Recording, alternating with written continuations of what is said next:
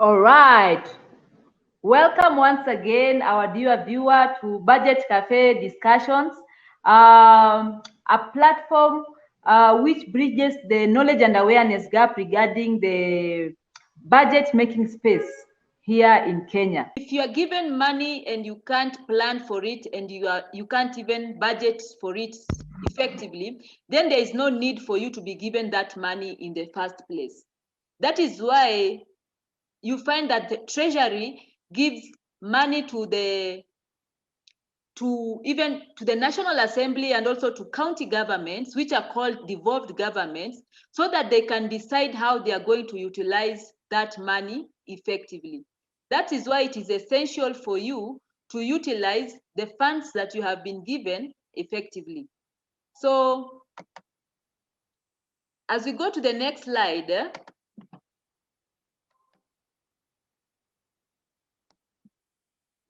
we have some facts and figures here, all right? So you can select an answer from the choices given. So the number, what does it stand for? Date here. So you can see here we have, with regards to number, we have 4 of them. We have 1963, we have 1983, we have 2010, we have 2013. And then we have this term, DFRD, Africanization, decentralization, deconcentration, and devolution. Okay? So when you think about 1963, what comes to mind? Is it Africanization? Is it devolution? When you hear about 1983, what comes to mind out of the 4 options? When you hear about 2010, what comes to mind? And when it comes to 2013, what also comes to mind when you also hear about it? So this is the evolution of the budgeting, the planning and budgeting process here in Kenya, okay? So Kenya followed a strongly centralized development planning strategy from independence in 1963. So in 1963, we were strongly centralized. Decisions, plans, and budgets were done in Nairobi by the respective ministry, bureaucrats, and implemented across the country by central government officers. So that particular period of time, that is when now we had like independence, all right? So everything was centered here in Nairobi so that it can be taken to all the other areas of Kenya, all right? Now in 1983, a new approach called District Focus for Rural Development was introduced in an effort to address inequalities among socio-economic groups. So you find that between 1963 to 1983, and that is like a period of 20 years, they realized that yes, when the resources come from Nairobi, they do not reach the intended persons at the grassroots, and by doing so, it is causing there to be differences, all right, with regard to how a person in Nairobi is living and another person who maybe lives in the rural areas is faring, all right? So the objective was to expand the base of rural development by involving citizens in planning and budgeting for own development through local interest groups. So from 2013, following the implementation of a new constitution, devolution came into effect, which revolutionized how planning and budgeting is done in Kenya. So there is now shared responsibility between national and county governments with legal opportunities for citizens to take part. All right. So now we're going to go to the next slide.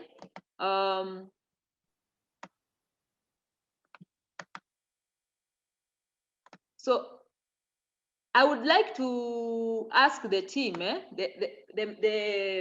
the participants here, what do you think counties are responsible for? What do you think counties are responsible for? So I'd like to tell you that you know, with regard to, you know, when we got the 2010 constitution, you find that there is the fourth schedule, all right? The fourth schedule in the constitution, which assigns functions to the national government and to the county government. So why are functions important? Functions are important because you find that there is limited access to revenue and resources. So because like there's scarce resources, then that means that counties need to utilize that the money that they have been given effectively. Okay. Failure to which you will find that if a county doesn't utilize its money effectively, the person who's going to suffer is the citizen. All right, and that is why it is essential that this money should be utilized effectively. So when I'm teaching you about the functions, these are the expected things that I hope that you are going to learn, that will be able to identify the functions assigned to the national government and county governments according to the fourth schedule of the Constitution. So you find the fourth schedule of the Constitution at the back end of the Constitution. So you can see here with me, that's why I told you guys yesterday that it will be good for you if you have a copy of the Constitution, we are going to utilize it.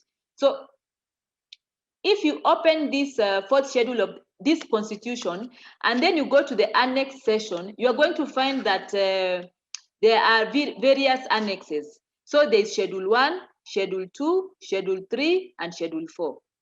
All right? So we have Schedule 4. Schedule 4 enables us get to learn about the functions of the national government, the functions of the county government. Have you ever participated in a public participation forum, even at the county you are based in? And when you are there, you find members of the public stating that they want this and this to be done.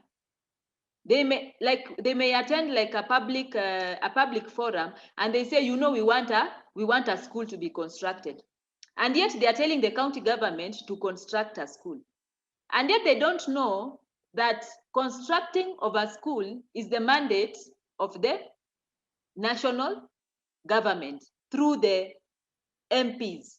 Okay. That is why it is essential when we start training you on matters budget, it is essential for you, because you know the aim of me training you is so that you can also train the other fellow citizens at the grassroots, so that at least they can also get to know these things. So it is essential for you to know what is the responsibility of the national government, what is the responsibility of the county government. And that is why at this particular moment, I'm going to take you through that. So the fourth schedule of the Constitution, the 2010 Constitution fourth schedule, assigns functions of the national and county government. So I'd like to ask you guys, primary education. Does primary education belong to the national government or county government? So I'm leaving it open so that you may answer. You can even type in the chat, so your comment. Primary education, is it in the national government or is it in the county government? All right. So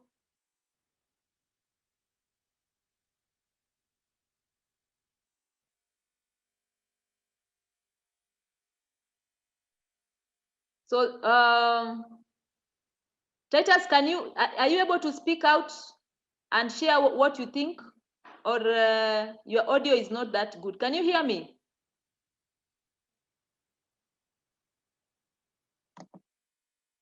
Beatrice, can you hear me? Mercy is not feeling well. That's why she's not able. Yes, Violet. Yes, Violet, I can hear you. Okay, all right. So Beatrice, so we have also worked with Beatrice closely in Machakos County as a budget champion. So Beatrice, let me ask you, who do you think is in charge of primary education? Is it the national government or the county government?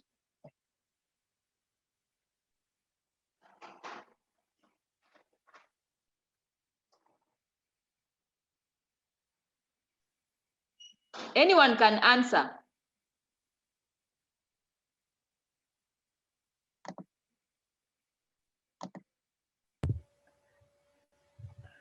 Who do you think is in charge?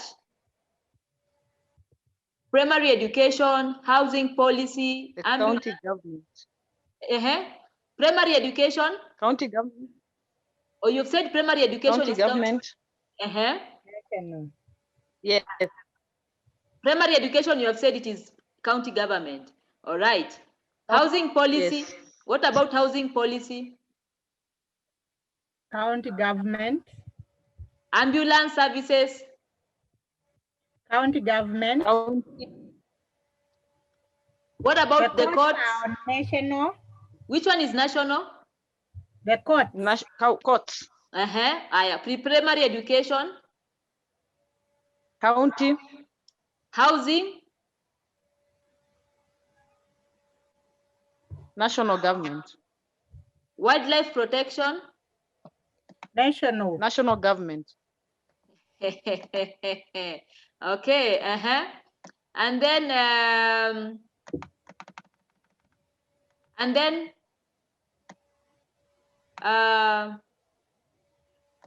so you have said it is that, Okay, let me acha niwashtue. Before we go there, what about markets? County government. Water and sanitation. County government. Agricultural policy. County government. County government. Mimi nikisema hivyo na repeat to what you have said. Aya. I've not said that it is that one. Aya. Control of drugs. It's national government. Control of drugs, national. Health policy. National. Public road transport. County. County. Police. National. Veterinary. Should be county. Haya, sawa. Wacha tuende kwa ma-answers. So, primary education is under national government. Primary education is under national government. That is why unaona, like even TSC, anything ambayo inatoka national, wanapeana command na inaenda mpaka chini. You see? So primary education is national. And I also want to tell you that anything you hear policy, anything policy inakuanga pia national. Okay? Anything policy pia inakuanga national. Umelewa? So primary education, yes. That is why unaona ya kwamba like county hezi simamia primary education. Like you see, like even right now tunafanya KCSE, instructions zinatoka from national. That is why primary education is national. Housing policy, since it is policy, that is national. Ambulance services is county. Okay? And even primary education is national because you see, like even like you may meet, unaweza enda place like maybe there is no school, and then watu wanaenda kwa public participation wanasema, oh, you know, we are telling the county that they should open a school, that they should construct a school. But that they can't do that because the mandate of constructing schools is under the National Government Affirmative Fund, ambayo inakuanga under MPs, and MPs are under the national government. Yes. So that is why you find primary education is national, housing policy is national, ambulance services ni county. Though County. ambulance services pia kama ni ambulance inatumika at the national level like like for referral hospitals, unapata pia ambulance inatumika for referral. Kama tunaongea juu ya Kenyatta National Hospital, Moyo Hospital na pia Kenyatta University Hospital, okay? Aya, courts are national. Okay? Aya, pre-primary education ni county. So ECD, tumesikia inaitwa ECD. ECD ni ECD ndio county sasa. So that is why unaona like unaona kama Macha hii venye tuliingia 2018 ulipata hata Gavana Mutua anasema ya kwamba wana hire ECD teachers. Sababu ni county ambayo inafaa kuwalipa. Na county ndio inafaa kuensure ya kwamba pre-primary education inaendelea. Housing nayo ni ya county. Wildlife protection hiyo ni national. Okay? Haya, market ni za county. That is why unapata ya kwamba mtu akitaka kuuza mboga, kufanya nini ni county. Anaenda kupata license ya county. Water and sanitation ni ya county. Agricultural policy ni national. Si mnakumbuka nikiwaambia anything policy is national. Energy policy is national. Control of drugs is county. Health policy ni national. Public road transport ni county. Police ni national. Nayo veterinary services ni county. Hapo mmelewa? Yeah. Haya. Sasa saa hii nataka tuangalie like now 3 sectors so that now you can be able to understand the functions in detail, ambazo unapata they are given a lot of money by the government. So we are going to look at the health sector, we are going to look at the agricultural sector, and we are going to look at education. Okay, so we are now looking at health. Okay, so in health you find that the national government is responsible for national referral health facilities na health policy. So ukiona hiyo wanaandika 28, unaona sasa ukienda kwa hiyo 4th schedule ya constitution, the last time tulikuwa pamoja pale kwa training, muliona nikiwa muliona niliwapatia pia a copy of the constitution, okay, ambayo ndio hii. So ile kitu unaweza fanya unaona hii ni ya the Kenya law, unaona unaweza ipata pia online soft copy. So unaenda kwa hii inaitwa 4th schedule, inaitwa 4th schedule. Ukienda kwa hiyo constitution utapata kuna 1st schedule, kuna 2nd schedule, alafu sasa unaona hii imeandika 4th schedule na sasa kwa 4th schedule it breaks down what is the function of the national government and what is the function of the county government. So you see with the national government is responsible for. So unapata when you go to matters health inakuambia enda kwa number 23. All right? So unapata ya kwamba kwa kategoria national government number 23, hapo ndo unafanya national referral health facilities. Okay? So national referral health facilities is under the national government. So this is where you find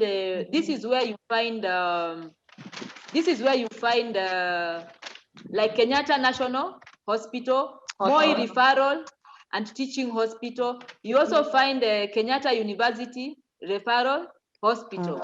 All right, those are under national. Kwa hivyo pesa yao ya budget ikitoka treasury inaendanga straight kwao, so zinakuanga kwa budget ya the National Assembly.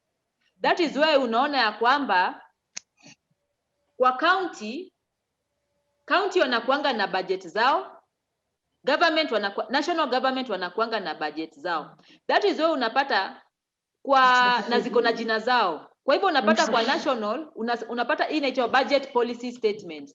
Budget policy statement hiyo inakuanga ya National Assembly, na the county fiscal strategy paper hiyo ni the same document, lakini hiyo ni ya county. Hiyo inaongea about a specific county. So unaona like this National Referral Health Facility hautaipata kwa a document ambayo inaitwa county fiscal strategy paper. Utaipata kwa hiyo ya government ambayo ni the budget policy statement. So the national government is responsible for that. So that means that the government has scarce resources, and so these scarce resources that are there, they need to be distributed wisely between the national government and the county government. So hiyo pesa ikikuja ya health ya Kenya nzima, so you find that the treasury splits pesa ambayo itaenda kwa National Referral Health Facilities, wao ndio watakuwa wanashughulikia hii pesa. Kwa hivyo hata ile pesa unapata ina treat madaktari, yani inalipa hata madaktari, inatoka from the budget sasa ile ya national, okay? So National Referral Health Facility and Health Policy. Now what are county governments responsible for under the 4th schedule? So they are responsible for county health facilities, and you know these county health facilities and pharmacies, all right? Iko responsible for ambulance services, iko responsible for promotion of primary health care, all right? So kama ni county health facilities, you find that a county kuna level 1, kuna level 2, kuna level 3, kuna level 4 na kuna level 5 hospitals. Hizo zote ziko kwa county. Kwa hivyo unaona kama Machakos County level 5 hospital, hiyo iko under the county government. Kwa hivyo county government wakitengeneza budget ya health ya county, hiyo pesa ambayo wameweka hapo pia inaenda towards the level 5 hospitals and as well as towards the lower cadres of hospitals. All right? So that is unapata kuna level 1, level 2, level 3, level 4 na level 5. And then the county government is also responsible for county health facilities and pharmacies. It is responsible for ambulance services. It is responsible for promotion of primary health care. Primary health care ni kuensure ya kwamba maisha ya mama na mtoto ziko available, madawa ziko available kwa kila mtu ambaye atatumia hospitali, okay? Hiyo ni county government ndio iko in charge of that. Tena unapata when it comes to also to health, the county government is in charge of licensing and control of undertaking that sell food to the public. That is why you find that if there is a diarrhea outbreak or a cholera outbreak, you find that the county government is stating that wamesimamisha watu wote ambao wanauza those things, okay? Veterinary services, including regulation of the profession, that is under the county government. Cemeteries, funeral parlors and crematoria, hizo zote ziko under the county government, okay? Machakos sijui kama wako na cemetery. Beatrice, Machakos kuna cemetery ama watu tu wanazikwa home? Si kuna ile iko Katoloni. Oh, Katoloni. Yes. Yes. Hata kuna and then there is the Hindu cremation, the one next to the showground. So you see, like the running of those cemeteries, funeral parlors and crematoria, all of them are under the county government. So county government when it allocates budgets, ensure ya kwamba budget imeenda hapo. And then refuse removal, takataka, refuse dumps and solid waste disposal. That is the responsibility of the county government. Alafu, in addition, county government are responsible for water and sanitation. Sasa, we are going to look at agriculture.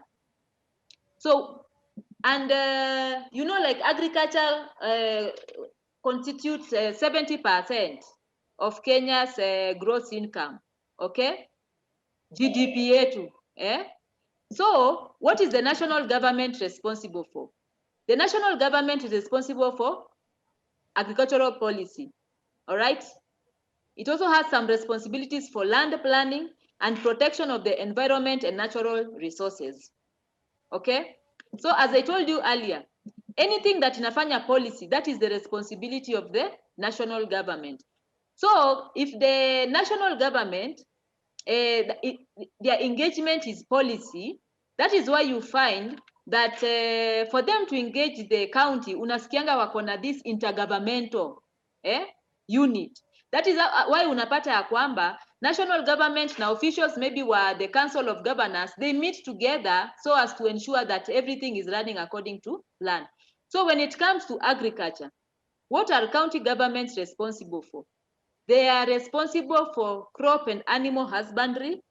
They are responsible for livestock yards. They are responsible for county abattoirs.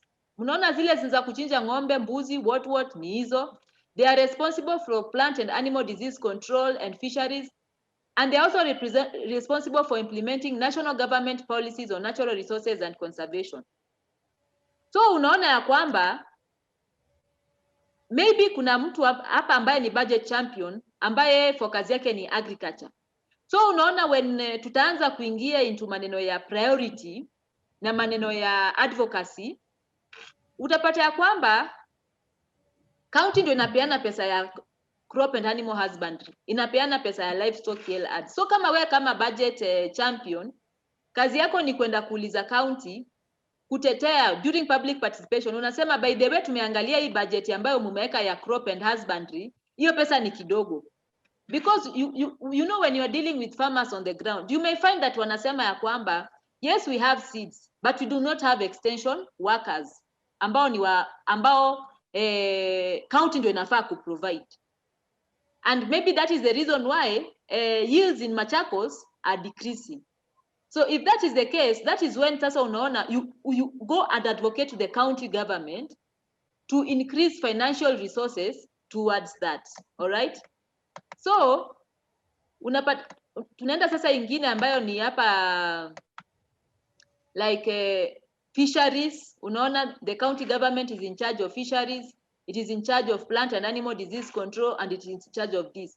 So that is why I'm saying, you know, like when the citizens get to know this, they will be better able to go and advocate for county and state that we would like budget allocation for this and this department.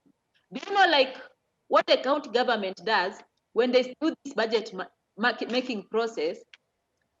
They sit up kwanza kwa CEC. So unapata like the county executive wanakuja na proposal yao. By the way ndio pesa tumesema tuwapeana county abattoirs. County abattoirs hata tuwapatia, mimi tunaona tuwapatie maybe 500,000. Unaona? Lakini on the ground watu wanajua ya kwamba hii 500,000 ni kidogo sana, haita ensure ya kwamba imelipa wafanyikazi, imelipa nani. So that is why unakuja hapo unasema tunataka ya kwamba mu increase budget allocation towards this. I think sometimes you even ask the county government, what are they using this money for? Have you used the entire 500,000 ama mmetumia tu kidogo? So now we are going to look at the education sector. So county governments are responsible for pre-primary, okay? Yeah. So you find that county governments are responsible for pre-primary education, village polytechnics, home craft centers, and child care facilities. So when it comes to education, this is what the county governments are responsible for. Now, when it comes to the national government, it is responsible for education policy, standards, curricula, that is all known as CBC, examinations, kama sahi KCSE, KCPE, and the granting of university charters. Universities, tertiary educational institutions, and other institutions of research and higher learning and primary schools, special educations like the one for the blind, the ones for the deaf, secondary schools and special education institutions. Hizi zote ziko under the national government. So during public participation, you can't go and advocate that the county should allocate money towards maybe the Machakos School of the Blind. They will not do that. The county government watasema no, hao wajui nini wanauliza. Watasema watasmailia hapo during public participation, but they won't do that. So they will only look into the concerns that you have stated at the functions that they are, responsible, functions that they are responsible for. So sasa, it's a session of questions. If you have any questions, and Yeah.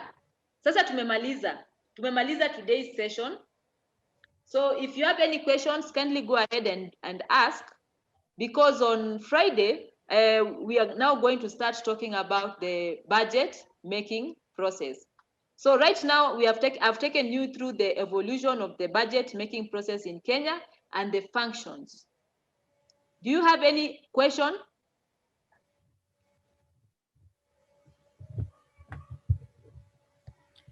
Yeah, Faith, maybe I would ask a question just for curiosity. Okay. You like in Machakos, you've told us that we have hospitals level 1 up to level 5. Yeah. Is there a reason why we only have one level 5 hospital? Because of it is also because of the finances. Okay. Yeah, it is because of the finances. Because setting up one is very expensive, and you have to purchase equipment, not only even constructing, but you also have to purchase equipment. You're also supposed to pay the workers. You're also supposed to purchase the commodities. Now your government, the county governments are given limited resources. Okay. And then the other thing is, the other reason why they can only construct one is because the needs of the county are many. You see, like Machakos County, unapata kuna, like there are so many sectors, and all of them are competing for one. All of them are competing for ile pesa wamepatiwa. So unapata Machakos County imepatiwa like 20 billion. But each sector inataka infrastructure, wanasema wanataka pesa. Health inasema inataka pesa. Nini inasema inataka pesa. Na inataka tu the same amount of money. That is why hapo ndo unapata the issue of priority comes in. So when the county government, like the county executive wanaketi wanasema, si tutengeneze another level 5 hospital. Huyo sisi wa health anaambiwa hii pesa, tukichukua hii pesa yote tutengeneze na tu equip, inamaanisha these other departments will not get money. So that is why unaona ya kwamba these other departments, the counties are competing.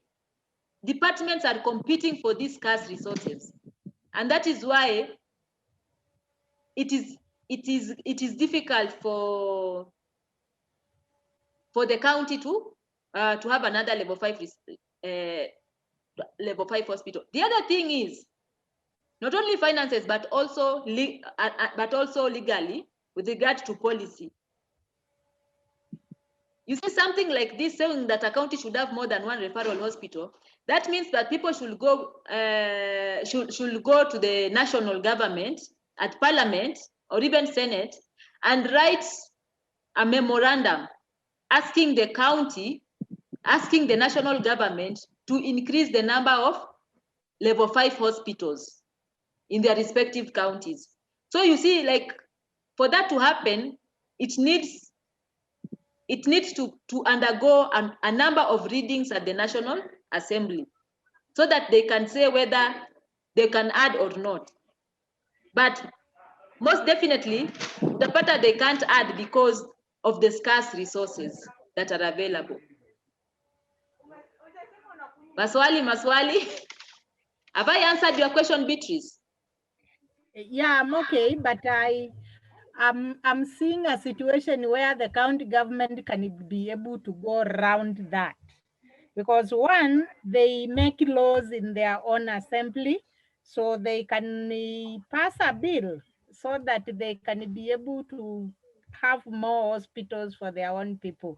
And I'm sure about the issue of scarcity of finances, in Kenya, we have the Harambee motto.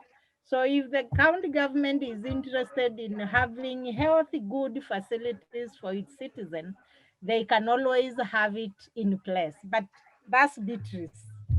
Yeah, I also agree with you. And they are also mandated to do that. But you find that the national government and the county government, they are reluctant to do so. You see, like when you look at the Abuja Protocol, when it was signed, walikuwa wamesema ya kwamba each country should allocate 15% of the national budget towards health. But you find that the county governments, not even county government, the national government imestick at an average of 7%. But if they had you, sema wewe ungekuwa president na ukuwa umepewa hiyo budget na useme 15% iende towards health of the total budget iende towards health, it is possible for there to be more than one level 5 hospital. But it is because of the existing policies and the priority of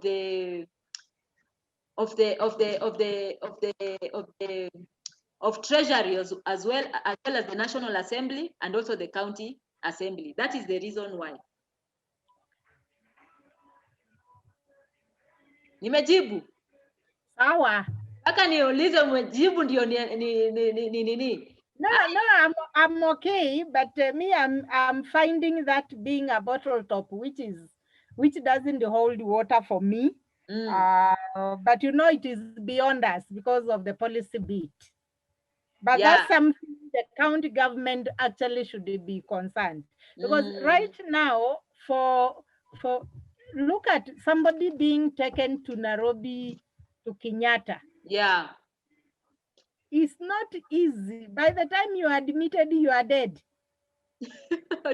True. That is very true. So why, as a county government, why can't the county government think of expanding the facility, advancing what they have, so that they can be able to take care of their the money that goes into other things could go there. But that is Beatrice. No. You are very right. But the thing is, their priority. Yes. You find that the national government and the county government, their priority is not towards health. That is it. Even the current changes that we're having in the health sector, it is because of COVID. Kama sio COVID, nakwambia ungepata hata vitu zimetengenezwa, hata madawa zijaenda, hata hiyo Machakos Stadium haingekuwa imewekwa, wametumia kuweka like hizo vitanda za COVID, unaona? It is because right now they are doing this because it is a priority. But to them, they are not seeing as the national government, they are not seeing it as a priority. That is why unapata hata during even during COVID, like even in the supplemental budget ambayo ilifanywa 2020 last year, unapata ya kwamba national government, hata unafikiria because of COVID they are going to increase money towards health. Wapi? Walikata pesa hata ya reproductive health. Unaona? Wakaweka pesa kwa infrastructure, mabarabara ziende zikatengenezwe. So that tells you that they are not prioritizing, and that is why as citizens, that is why we are here, so that we can go and summon the national government and the county government, and in this case the county government of Machakos, to hear our concerns, why they should allocate more resources towards health. So that is why we are here as citizens, so that we can be able to do this. Yes. Okay. And that is why ndo mnaenda through this training, so that when we approach the matter, when we approach Dr. Ancent Mutuku with regard to these matters of health, we are approaching him with evidence, and we are approaching him with facts. Ndo akituambia wewe unajua county government haina pesa, utasikia akisema ya kwamba wewe unajua hata pesa ya health tunatoa kwa national government, ndio wanatupatia through the equitable resources. Sasa akisema hivyo inamaanisha anajitoa from blame, ana blame the national government, au ndio wanape the treasury ndio wako na pesa. Haya, nimefurahi nimejibu. Haya, kuna mtu mwingine ako na swali? Felix, do you have a question? Yes, I have a question. Kindly go ahead and ask. I have a question. Okay, who runs, is it the national government or the county government controls the level 5 hospitals in Kenya? That one is level 5 is county. Counties? Yeah, level 5 is county.